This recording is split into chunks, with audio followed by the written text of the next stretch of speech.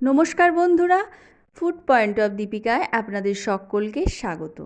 আমার আজকের recipe pasta. বাড়িতে থাকা মাত্র কয়েকটি উপকরণ দিয়ে কিভাবে এটা বানিয়ে নেবেন সেটাই আমি আজকে আপনাদের সাথে শেয়ার করব। পাস্তা বানানোর জন্য এখানে গ্যাসের উপর আমি একটা কড়াই বসিয়ে দিয়েছি আর তার মধ্যে দিয়ে দিচ্ছি 1.5 লিটার পরিমাণ জল। জলটা ফুটতে আরম্ভ করেছে, এই অবস্থায় এর মধ্যে দিয়ে দেব স্বাদ অনুযায়ী লবণ। দিয়ে দিচ্ছি হাফ টেবিল চামচ পরিমাণ সাদা তেল। এইবার দিয়ে দেব 2 কাপ পরিমাণ পাস্তা। পাস্তার পরিমাণটা আপনারা কম বেশি করে নেবেন। পাস্তাটা সেদ্ধ করার সময় অবশ্যই করে একটু তেল দেওয়ার চেষ্টা করবেন, তাহলে কিন্তু এটা খুব ঝরঝরে হয়। এইবার ভালো করে নাড়াচাড়া করে এটাকে আমি 7 থেকে 8 মিনিট কুক করে নেব। দেখুন 8 মিনিট পর আমি একটু চেক করে নিচ্ছি পাস্তাটা ঠিকঠাক সেদ্ধ হয়েছে কিনা।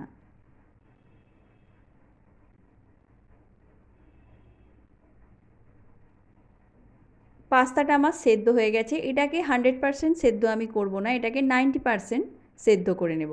এইবার একটা ছাঁকনির সাহায্যে আমি এটাকে জল থেকে ছেঁকে তুলে নেব।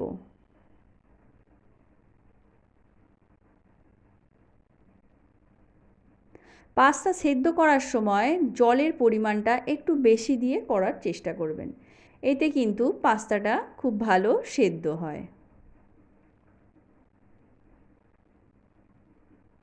এটাকে আমি জল থেকে ছেঁকে তুলে নিচ্ছি। এইবার কড়াইটাকে পরিষ্কার করে আবার আমি বসিয়ে দিয়েছি। কড়াইটা বসিয়ে দেওয়ার পর এর মধ্যে দিয়ে দিচ্ছি 2 টেবিল চামচ পরিমাণ সাদা তেল। দিয়ে দিচ্ছি স্বাদ অনুযায়ী লবণ। এবার তেলটাকে ভালো করে কড়াইয়ের মধ্যে স্প্রেড করে নেব।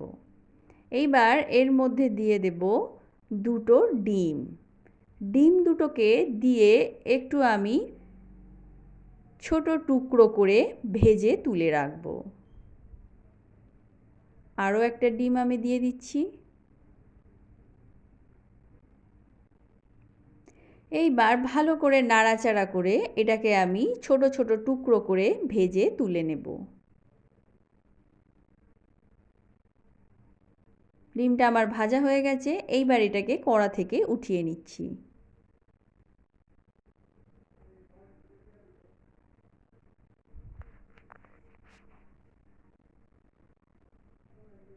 অপরদিকে একই কড়াইয়ের মধ্যে দিয়ে দিচ্ছি আরও 4 টেবিল চামচ পরিমাণ সাদা তেল।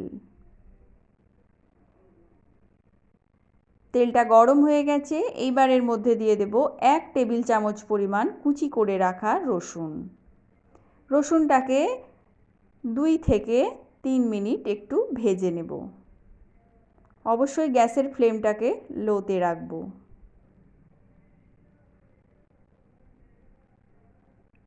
রসুনটা আমার ভাজা হয়ে গেছে, এইবার দিয়ে দিচ্ছি একটা বড় সাইজের ছোট ছোট কুচি করে রাখা পেঁয়াজ। পেঁয়াজটাকে দিয়ে ভালো করে একটু ভেজে নেব।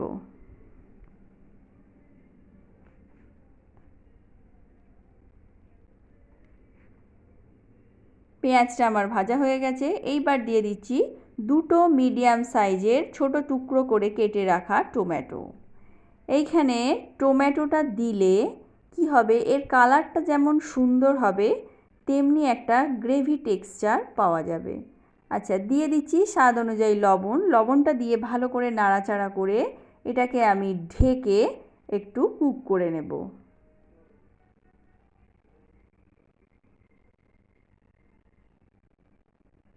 3 মিনিটের জন্য এটাকে ঢেকে দিলাম। ফিরে আসছি 3 মিনিট পর। 3 মিনিট পর দেখুন টমেটোটা আমার অনেকটাই গলে গেছে। এইবার ভালো করে এটাকে নাড়াচাড়া করে দেব।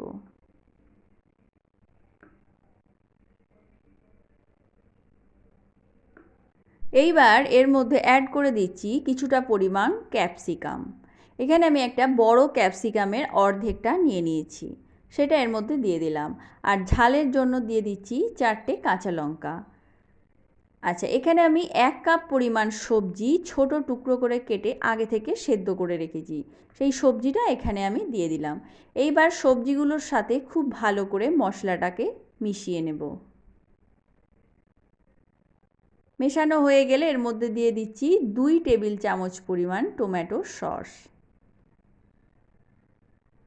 সসটা দেওয়ার পর খুব ভালো করে মশলার সাথে মিশিয়ে নেব।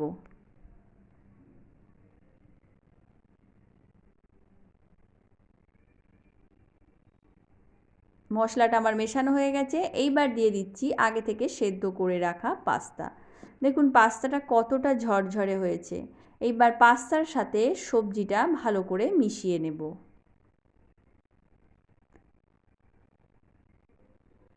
এইভাবে ঘরোয়া উপকরণ দিয়ে কত সুন্দর টেস্টি রেসিপিটা যে তৈরি হয়, আপনারা বাড়িতে অবশ্যই একবার ট্রাই করে দেখবেন। এইবার দিয়ে দিচ্ছি আগে থেকে ভেজে রাখা ডিম। ডিমটা দিয়েও ভালো করে মিশিয়ে নেব। তো বন্ধুরা, কেমন লাগলো রেসিপিটা? ভালো লাগলে একটা লাইক করে দেবেন আর শেয়ার ও সাবস্ক্রাইব করে দেবেন। আজকের মতো এ পর্যন্তই। আবার দেখা হবে অন্য কোনো রেসিপি নিয়ে। ততক্ষণের জন্য নমস্কার।